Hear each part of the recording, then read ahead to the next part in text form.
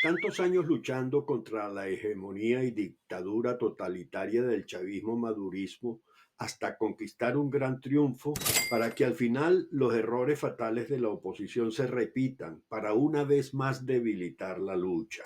¿Qué crees tú que pasó? Veamos. Desde la llegada de Hugo Chávez al poder, Venezuela había sido testigo de un cambio drástico en su estructura política y social. La promesa de un socialismo del siglo XXI, con Chávez y más aún con la llegada al poder de Nicolás Maduro, se ha transformado en una dictadura que ha llevado al país a la crisis más profunda de su historia. Sin embargo, la oposición no ha estado exenta de errores. A lo largo de estos años, cuando ha logrado la unidad electoralmente, le ha propinado derrotas aplastantes al chavomadurismo, que al final no han trascendido más allá de ellas mismas por la falta de una visión estratégica frente al régimen delincuencial y opresor que le permitiera defender el terreno conquistado en esa batalla. Pero una vez más sucedió esto.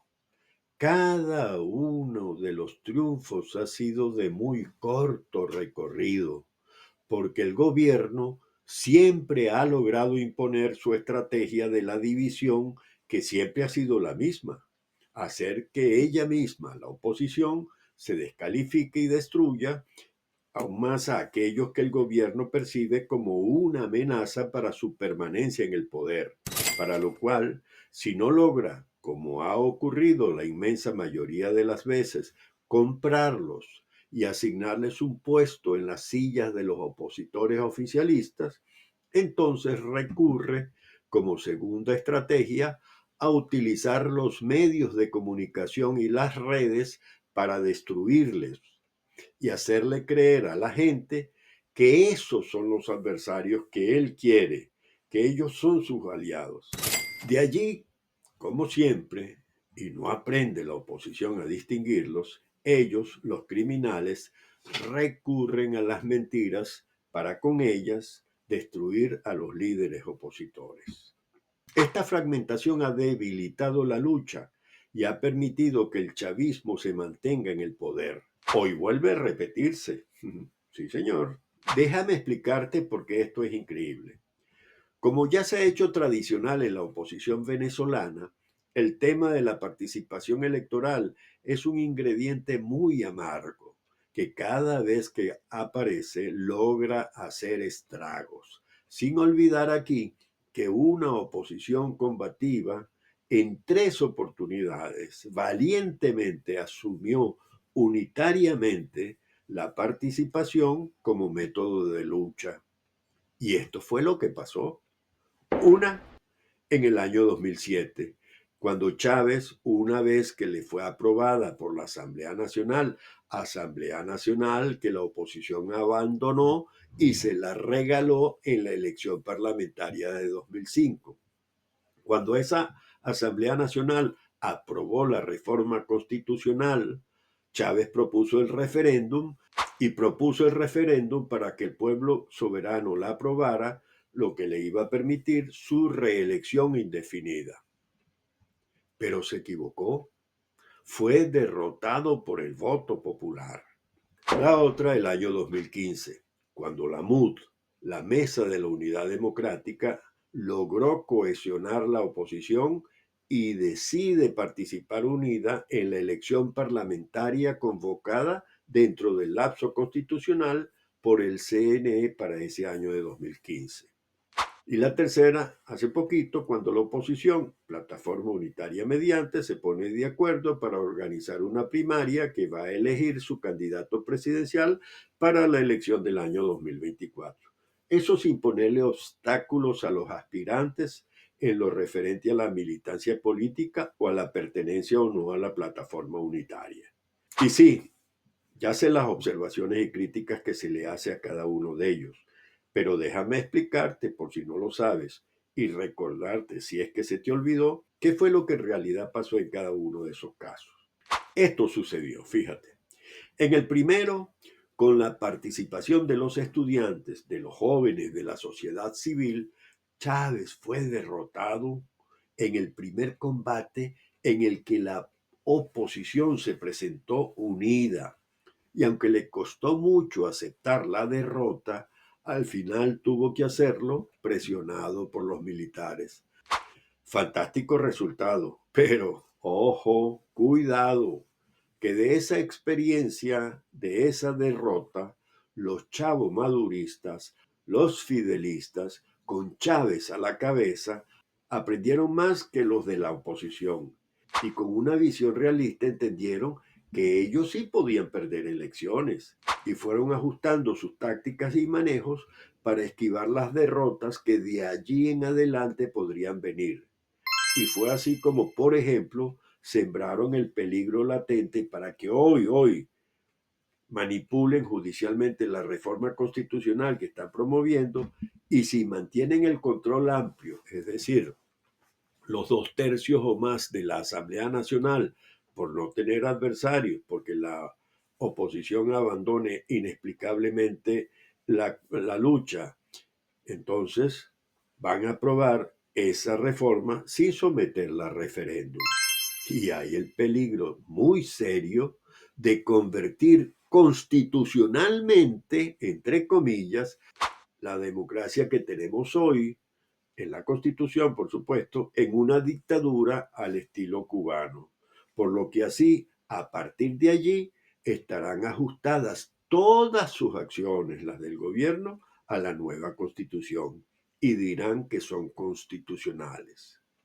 Por otra parte, ocurrió que con un nuevo espíritu combativo, después de 10 años atravesando el desierto de las protestas y persecuciones, en una ruta que tuvo una elección presidencial en el año 2006, que fue el embrión de la unidad de los partidos opositores, que se tradujo esa unidad en el año 2007 en el primer triunfo electoral del cual antes ya hablamos, también destacó la campaña en esos años, en esos 10 años, la campaña emprendida por un grupo opositor de algo que llamó la salida. Y en ella se desechaban las elecciones como herramienta de lucha, mientras que desde el gobierno se van recrudeciendo las tendencias personalistas y autoritarias. En julio de 2011, Chávez anuncia que tiene cáncer. El CNE convoca para el mes de octubre la elección presidencial, que según la Constitución debe hacerse el año 2012, porque sabe que Chávez no llegue en buenas condiciones a diciembre, es que la fija para el mes de octubre. La oposición convoca en febrero de ese año unas elecciones primarias. Enrique Capriles es elegido candidato presidencial. Chávez muere y hay una elección presidencial sobrevenida en marzo de 2013 en las que se enfrentan Capriles y Maduro. Pero las razones y consecuencias de ellas es otra historia, que si ustedes quieren y lo piden, podría analizarla en otro video. Pero ahora sigamos con esto. La oposición decide por segunda vez que va a participar unida en una elección. Es la elección parlamentaria del año 2015, cuando con la MUD, Mesa de la Unidad Democrática, como rectora, se logra cohesionar la oposición nuevamente y se le da la primera gran paliza al chavismo madurismo, hasta el punto de conquistar más de los 2/3 de las bancadas de la Asamblea Nacional. Con ese triunfo, teóricamente, se logra anular el poder supremo del chavomadurismo, quien inmediatamente reacciona, tramposamente, claro, como lo hace siempre, y mueve fichas para garantizarse, antes de la instalación de la nueva Asamblea Nacional, por lo menos por 12 años más. Recordemos que un magistrado dura 12 años con el cargo.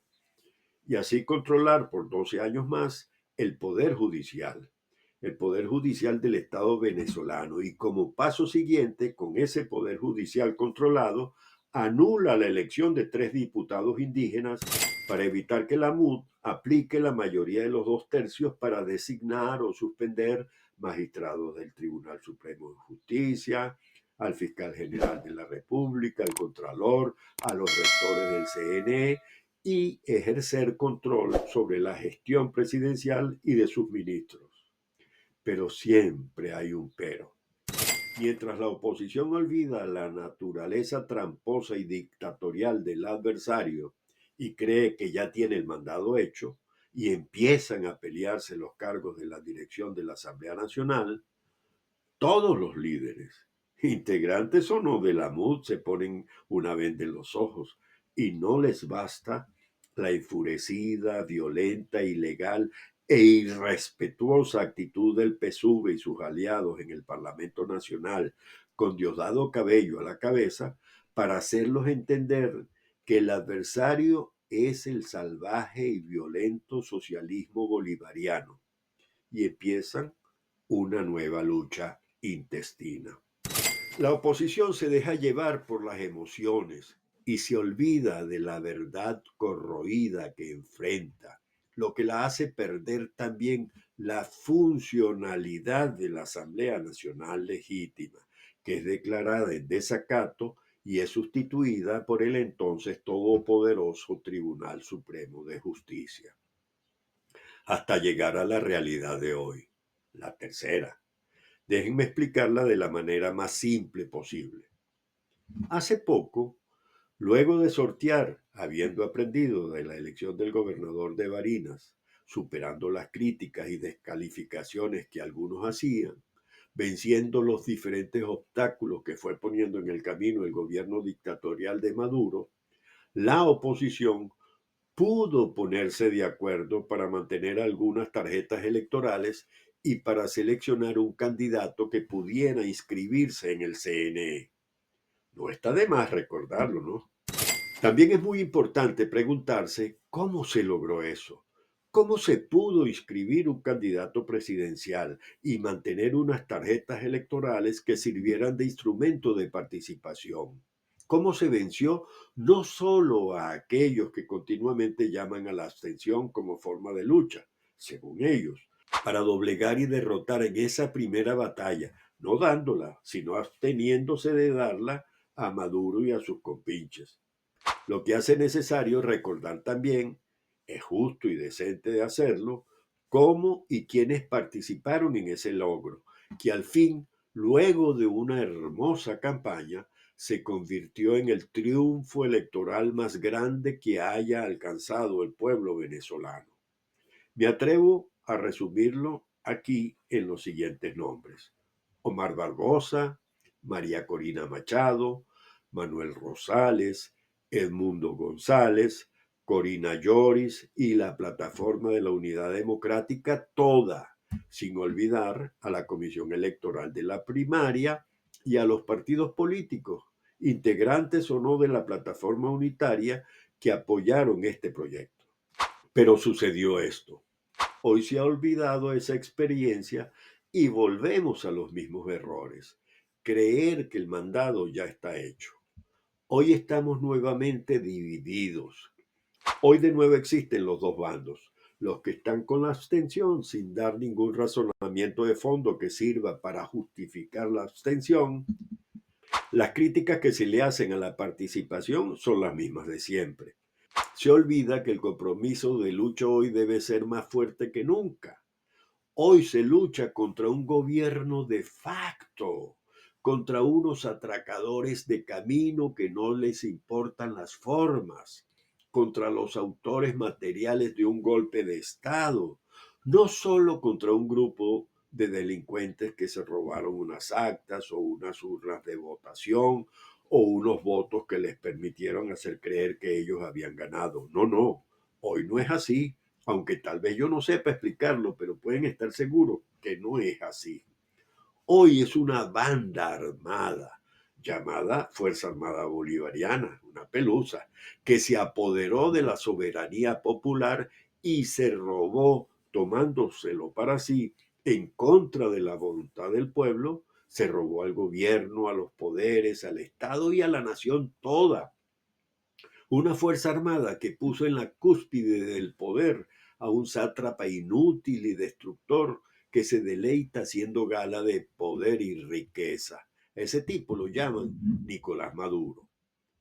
Decir que luchar con el voto en una elección establecida en la Constitución es reconocer al bandido que se robó al país todo, sin proponer una forma concreta, materializable de lucha, es confundir el gato hidráulico con el de Angora.